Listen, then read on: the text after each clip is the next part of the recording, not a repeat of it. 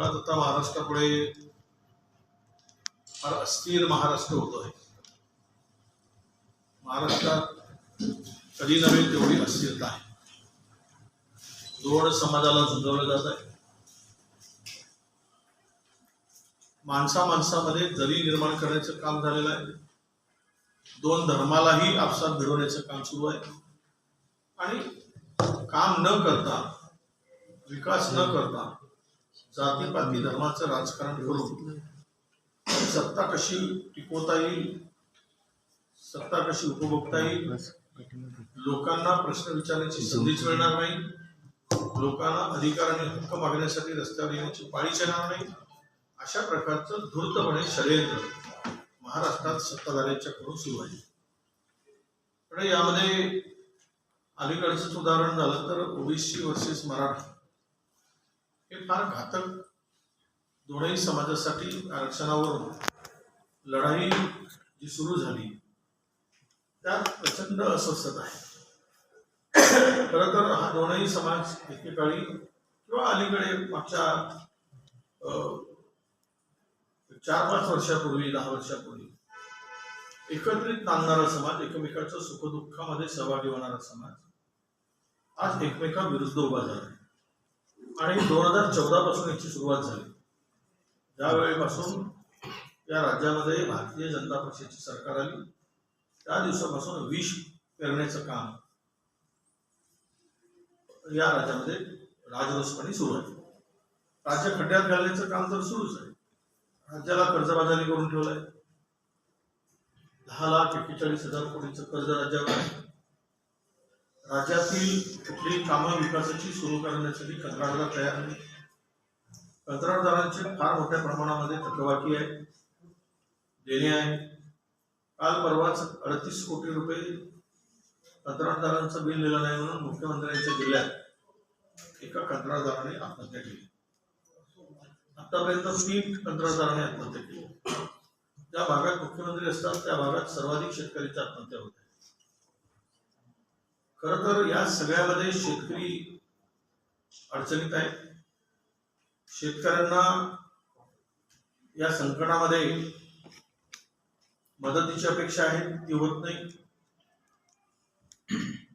ज्या वेळेस अतिवृष्टीमुळे शेतकऱ्यांचं नुकसान झालं ती मदत अद्याप मिळाली नाही.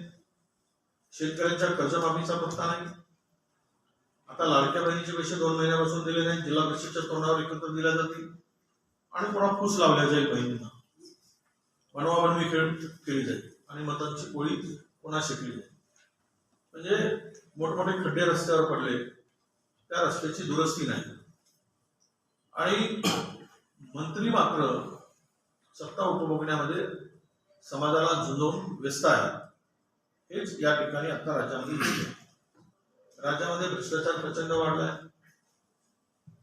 चोरी करणाऱ्यांना अधिकारी पकडले तर दमदाटी दिली जात आहे, धमकावलं जात आहे IPS अधिकाऱ्यांना.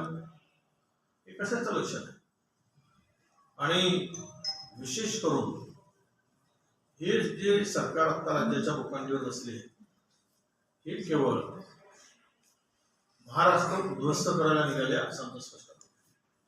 त्याचं कारण असं आहे की महाराष्ट्रातील सामाजिक सलोखा पूर्णतः उद्ध्वस्त केला गेला.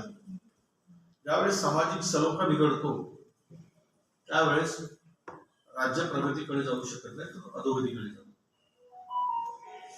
जो काही काल परवा GR काढला त्यामध्ये ओबीसी समाजामध्ये फार मोठा संभ्रम आहे. एकीकडे माझा बियाणे ओबीसी मध्ये सांगायचं आणि ओबीसीच्या पाठीमध्ये खंबीर घुसवायचं. हे मुख्यमंत्र्यांच्याकडून होत आहे. ते म्हणतात की मराठ्यांच्या हक्काचं देणार, ओबीसीला वाऱ्यावर सोडणार नाही. आता मला एक सांगा, घरात 2 जनावर पोसतो तर एकाला चारा दिला की दुसरा उपाशी राहणार ना. एकाच्या वाड्याचं काढून दुसऱ्याला दिलं की दुसऱ्याला मारणार. काय बनवाबनवी जी आहे, म्हणजे तो मला वाटतं तो सिनेमा जो अशीही बनवाबनवी, स्त्री पुरुषाच्या स्त्रीच्या वेशामध्ये पुरुषाला टाकून त्यांच्याकडून अभिनय जसं करून घेतलं जात होतं तसं तो अभिनय आता सध्या राज्यामध्ये सुरू आहे. आपसामध्ये अजिबात पटत नाही. शिंदे वर्सेस फडणवीस अशी सगळीकडे चर्चा आहे. सत्य काय आहे तेच सांगू शकते. पण एकमेकाची जिरवण्यामध्ये हे व्यस्त आहे. तर एकमेकाची जिरवण्यामध्ये म्हणजे सध्या फडणवीसांच्या आपल्या भारतीय जनता पक्षापेक्षा शिंदे सेनेचे मंत्री फार अस्वस्थ आहे. रोज नवीन प्रकरण त्यांची काढली जात आहे, ते पब्लिक पुढे उजागर केले जात आहे. कंत्राटा वाटली त्याची. आता हे सगळे जे काही चाललेलं आहे हे आपसामध्ये चाललेल्या मारामारी आहे. प्रत्येक जण हिस्सा सुरळीत मिळावा, वाटा सुरळीत मिळावा यासाठी लढतोय. तीनही जणांना सत्तेमधला वाटा म्हणजे सत्तेतल्या मिळकतीचा वाटा जो टेबलाखालून येतो तो वाटा मिळवण्यासाठी आपसात प्रचंड मारामाऱ्या या सरकारमध्ये चाललेल्या आहेत. हे सरकार जनतेच्या भल्याचं नाही, जनतेच्या हिताचं नाही, तर कारण त्याला काही देणं घेणं नाही. हे सरकारच मुळात मतांची चोरी करून आलेलं सरकार. मत चोरीमुळे जे सरकार तिथं जे बनवाबनवी स्त्री म्हणजे महिला भगिनींचा आमच्या त्यांच्या वेदना ज्या आहेत, त्यांच्यावर जे अत्याचार होत आहेत, राज्यामध्ये वाढलेले आहेत, त्याचं काही देणं घेणं नसतं. चोरांना कशाची दयामाया नसते, तशीच चोरसार मतांची चोरी करून आलेलं सरकार आहे. त्यामुळे जनतेच्या प्रती या सरकारला काही देणे घेणं नाही हे आता स्पष्ट झाले. ओबीसी समाजाला बारामतीमध्ये हे आज मोर्चाला परवानगी नाकारल्या पोलिसांनी, तरीही हाके पोहोचलेले नाही. असं आहे की मोर्चाला पोलीस का नाकारतात परवानगी? ओबीसी मोर्चाला का नाकारतात? आणि लोकशाहीमध्ये अधिकारासाठी लढण्याचा हक्कच आहे तो आमचा. कोणी लढत असेल, कुठल्याही धर्माचा, जातीचा, पक्षाचा माणूस लढत असेल, एक हत्यार आहे लोकशाहीमध्ये. मोर्चा काढणं, आंदोलन करणं, घोषणा देणं, उपोषण करणं, त्यामध्ये सरकारच्या गुळाला आग का लागते आणि त्यात त्यांना राग का येतो? त्यामुळं त्यांना काय म्हणजे ओबीसीचा आवाजच दाबायचा आहे की त्याचा गळा उठायचा आहे असा प्रश्न उपस्थित होतो. तुम्ही आता सरकार संदर्भात झालेला नाही. सर, काही ओबीसी नेत्यांकडून असं सांगितलं जातं की आमच्या काटातला आम्ही देऊ देणार नाही. मुळात संविधानानं जर तुम्ही या व्यक्तीला संविधानामध्येच आरक्षण असेल तर ओबीसीच्या काटातला आता जे नवीन येणारे कुणबी कसं काय घेऊ शकतात, असा भ्रम का ओबीसी नेते निर्माण करतात? एक सांगू काय, या भारतीय जनता पक्षाचे माहिती सरकार आरक्षण संपवण्याचं हे देऊ शकत नाही. कारण यांचे मानसिक विचार जे आहेत मुळात या मातृसंघाचे विचार या पक्षाचे आरक्षणाच्या विरोधात आहे. त्यांना आरक्षण मान्यच नाही. त्यांचे सरसंघापासून अनेक जणांनी त्या संदर्भात त्यांची स्पष्ट भूमिका मांडली आहे. हे आपण वाचलं, मी पण पाहिलं. त्यामुळे त्यांच्याकडून अपेक्षा ठेवू नये. एक दुसरी गोष्ट, कुणबी समाजाला दाखले देण्यासाठी कोणाचाही विरोध नाही. आमच्या विदर्भातले सगळ्या कुणबी ओबीसी मध्ये आहेत, मराठवाड्यातले काही कुणबी आहेत. पण नव्यानं ज्या ठिकाणी ज्या गॅजेटचा आधार धरून बोलल्या जात आहे की त्यामध्ये सगळे 100% मराठा समाज कुणबी होईल. काय होईल याचा माझं मत एवढंच आहे, तुम्ही पाय देता कोणाला आहे. तुम्ही आरक्षण किती आहेत ना? 27%. 27% आरक्षणामध्ये 13% आरक्षण आज आम्ही बीजेपी, एमपी, विमुक्त जमाती यांना आम्ही 13% देतो. उरला किती? 19%. 19%मध्ये मराठा समाज पूर्ण आला आणि आमचाही समाजाला कोणाच्या वाटेला काय मिळेल? राहिलं तुम्हाला 52% आरक्षण आहे राज्यात. हे आरक्षण मी समजतो की मराठा आणि इतर समाज हे समाज मिळून जरी 20% असतात, 25%, 75% लोकांना आरक्षण मिळत आहे. 52%, 75% लोकांना आरक्षण मिळत आहे 52% आणि 25% लोकांना आरक्षण मिळत आहे 48%. फायदा कोणाचा आहे? पण मला एक मिनिट थांबा, पूर्ण उत्तर होऊ द्या. तुमच्या प्रश्नाचा रोग जो आहे ना त्याचं उत्तर समाधानकारक देतो. ठीक आहे. यामध्ये नुकसान होते ज्या समाजात ज्या लोकांनी हे आरक्षणासाठी आता चळवळ सुरू केली आहे, त्यामध्ये शैक्षणिक आणि आर्थिक त्याच्या पलीकडची मागणी आहे. आता मला सांगा तुम्ही, मला काल फोन आला ग्रामपंचायत सदस्याचा मराठवाड्याचा, साहेबांनी मी आता सदस्य झालो म्हणजे आरक्षण. आता आमच्या गावातून जवळपास 150 समाजाचे लोक कुणबी समाजाचं प्रमाणपत्र देतात. आता मी निवडूनच येऊ शकत नाही म्हणे. माझं संपलं म्हणे राजकारण, माझं आयुष्य संपलं म्हणे राजकीय. हा विषय तिथे येतो. म्हणून आरक्षण देत असताना आमची राहुल गांधी जे म्हणतात तुम्ही कॅप वाढवा ना 50%च्या वरची आणि त्याला विशिष्ट आरक्षण देऊ शकता. संपला विषय. कशाला करायचं? जितनी संख्यावादी उसकी उतनी. साहेब मला काय म्हणायचं साहेब एकच मिनिट एवढं संपवतो. मला एक सांगा, जर इतर समाजामध्ये जर काही प्रवर्गामध्ये लोक गरीब असतील तर मराठा समाजामध्ये गरीब समाज नाहीये का? गरीब कुटुंबीय नाहीये. मग तुम्ही असं कसं म्हणू बघा, शकता? तुम्ही जे म्हणताय ना, मी असं नाही, ऐका ना, असं तुमचा कसं बोलण्याचा अर्थ कळला. मी असं तसं नाही म्हणत. 10% पण तो कोर्टात टिकत नाही ना सर. आता सुरू आहे ना सर कोर्टात ते 10% किंवा जे मागे दिलेले आरक्षण आहे तुमचं सरकार असताना असेल किंवा फडणवीस साहेबांचं सरकार असताना ते कोर्टात टिकत नाही. तुमच्यातलेच तुम्ही जर कोणाच ओबीसी, मला तर असं वाटतं की मी ओबीसी समाजाला आव्हान करणार आहे, तुम्ही जनरल मध्ये या. आम्हाला जनरल मध्ये टाका. मग अशा पद्धतीचे स्टेटमेंट साहेब, एक प्रश्न साहेब, एक प्रश्न हैदराबाद तुम्ही समाजाला दाखला देण्यासाठी कोणाची विरोध नाही. आम्ही विरोध केलेला नाही कोणाकोणाचा. माझ्या कोणी जबरदस्तीने घालायचं नाही. साहेब, विरोध नाही. पण त्या गॅजेटचा आधार घेऊन एवढे काय म्हटलं त्या गॅजेटमध्ये इतके कुणबी इतके मराठा, मी कसं ओळखू? कोण सरकार ओळखणार आहे? कोण कुणबी त्यातले कोण काय कसं ओळखणार सांगा. त्यामुळं या संदर्भात जो निर्णय आज सरकार जी आर काढला हा तरी मराठ्याच्या फायद्याचा आहे. त्यांची फसवणूक करताय. हैदराबाद गॅजेटवर मतमतदान साहेब, एक मिनिट. मुख्यमंत्री देवेंद्र फडणवीस यांनी ओबीसी आरक्षण उपसमिती आता स्थापन केली. विरोधी पक्षांना त्यांनी विश्वासात घेतलं का? तुमची भूमिका काय काँग्रेस म्हणून? ते बघा, मराठा समाजाची उपसमिती स्थापन होती. काय नाही मिळालं, संघर्ष थांबला, प्रश्न सुटले, हे त्या समितीचं होणार आहे. दुसरं काय होणार? त्यामुळे ह्याच्यातून काय फायदा होईल हे आम्हाला तर विश्वासात घेतलंच नाही. पण चूक करण्यासाठी केलेले सोंग आहे. साहेब, अजितदादांचा विषय प्रश्न साहेब, बोललो ना, आयपीएस राज्यामध्ये भ्रष्टाचार प्रचंड वाढलाय. चोरी करणाऱ्यांना अधिकारी पकडले तर दमदाटी दिली जात आहे, धमकावलं जात आहे आयपीएस अधिकाऱ्यांना. हे कशाचं लक्षण आहे? आणि विशेष करून हे जे सरकार आता राज्याच्या भूखंडीवर बसले हे केवळ महाराष्ट्र उद्ध्वस्त करायला निघाले असं आमचं स्पष्ट आहे. त्याचं कारण असं आहे की महाराष्ट्रातील सामाजिक सलोखा पूर्णतः उद्ध्वस्त केला गेला. ज्यावेळेस सामाजिक सलोखा बिघडतो त्यावेळेस राज्य प्रगतीकडे जाऊ शकत नाही, तर अधोगतीकडे जातो. सर आम्ही देऊ देणार नाही.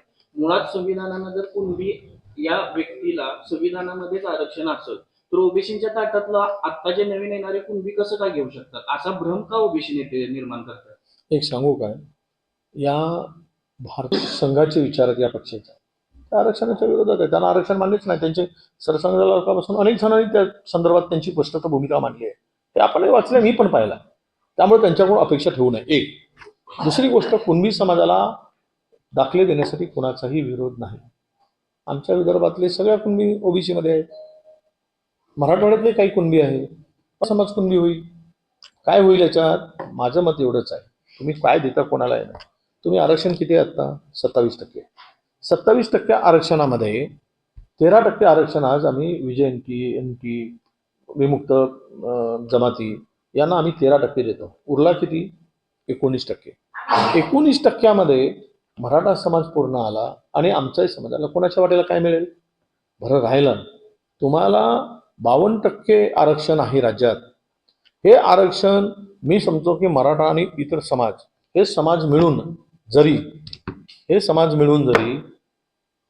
20% असतात, 25%, 75% लोकांना आरक्षण मिळत आहे. 52%, 75% लोकांना आरक्षण मिळत आहे 52% आणि 25% लोकांना आरक्षण मिळत आहे 48%. फायदा कोणाचा आहे?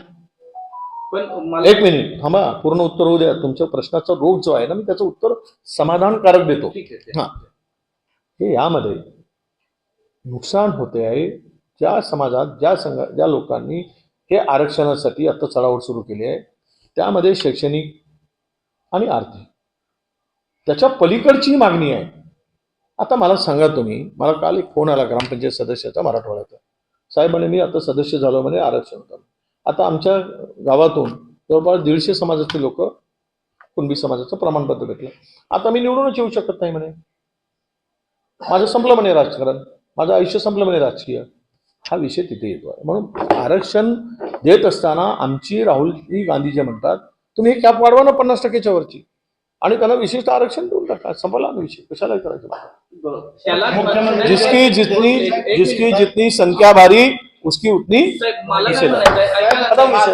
साहेब, एकच मिनिट एवढं संपवतो. मला एक सांगा, जर इतर समाजामध्ये जर काही प्रवर्गामध्ये लोक गरीब असतील तर मराठा समाजामध्ये गरीब समाज नाहीये का? मी कुठं नाही. कुटुंबीय मी नाहीये. कुठं नाही. तुम्ही असं कसं हा म्हणू बघा, शकता? तुम्ही जे म्हणताय ना, मी असं कसं म्हणत ऐका नाही. ना, असं तुमचा कसं म्हणू बोलण्याचा शकता? अर्थ कळला, मी असं तसं नाही म्हणताय. 10% ईडब्ल्यूएसचा दिला.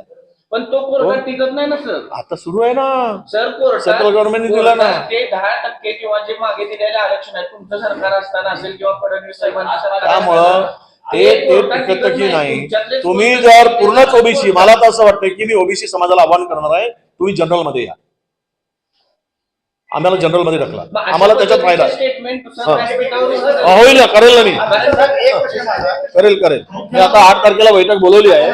कुणबी समाजाला दाखला देण्यासाठी कोणाची विरोध नाही, आम्ही विरोध केलेला नाही. पुन्हा सांगतो, माझ्या तोंडी जबरदस्तीनं घालायचं नाही, मी माझा विरोध नाही.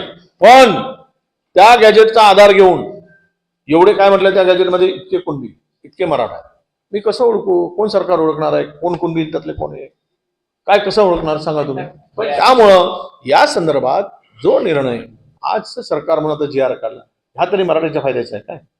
त्यांची फसवणूक करताय, आमची फसवणूक करताय. चला, एक प्रश्न आहे. मुख्यमंत्री देवेंद्र फडणवीस यांनी ओबीसी आरक्षण उपसमिती आता स्थापन केली. बरं, विरोधी पक्षांना त्यांनी विश्वासात घेतलं का? आणि तुमची भूमिका काय काँग्रेस म्हणून? हे बघा, मराठा समाजाची उपसमिती स्थापन होऊन किती वर्ष झालेत, काय नाही मिळाला, संघर्ष थांबला, प्रश्न सुटले, हे याच समितीचं होणार आहे, दुसरं काय होणार आहे. त्यामुळे ह्याच्यात कोण काय फायदा होईल हे आम्हाला तर विश्वासात घेतलंच नाही, पण चूप करण्यासाठी केलेलं हे सोंग आहे. ओबीसी समाजाला बारामतीमध्ये आज मोर्चाला परवानगी नाकारल्या पोलिसांनी, तरी हा केक पोहोचले नाही. असं आहे की मोर्चाला पोलीस का नाकारतात परवानगी, ओबीसीच्या मोर्चाला का नाकारतात? आणि लोकशाहीमध्ये अधिकारासाठी लढण्याचा हक्कच आहे तो आमचा. कोणी लढत असेल, कुठल्याही धर्माचा, जातीचा, पक्षाचा माणूस लढत असेल, ते एक हत्यार आहे लोकशाहीमधलं. मोर्चा काढणं, आंदोलन करणं, घोषणा देणं, उपोषण करणं, यामध्ये सरकारच्या बुडाला आग का लागते आणि त्यात त्यांना राग का येतो? त्यामुळं त्यांना काय म्हणजे ओबीसीचा आवाजच दाबायचा आहे की त्यांचा गळा घोटायचा आहे, असा प्रश्न उपस्थित होतो.